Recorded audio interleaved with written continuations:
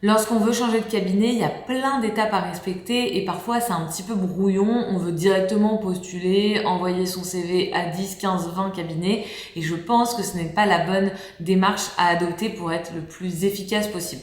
La première chose, il faut analyser les raisons qui vous poussent à vouloir démissionner, comprendre ce qui va et ce qui ne va pas dans votre collaboration.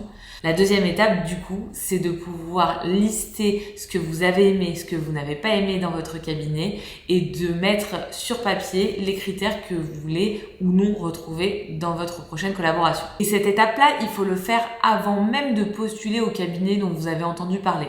Ça va vous permettre de prioriser vos critères de façon objective et donc de pouvoir intégrer ou enlever certains cabinets de votre première liste de choix.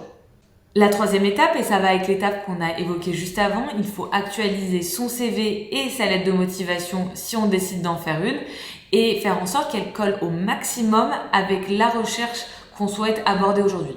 Je m'explique. Vous faites du droit des affaires, du corporate, du M&A, du private equity, mais vous vous dites aujourd'hui que vous voulez axer votre recherche sur le private equity.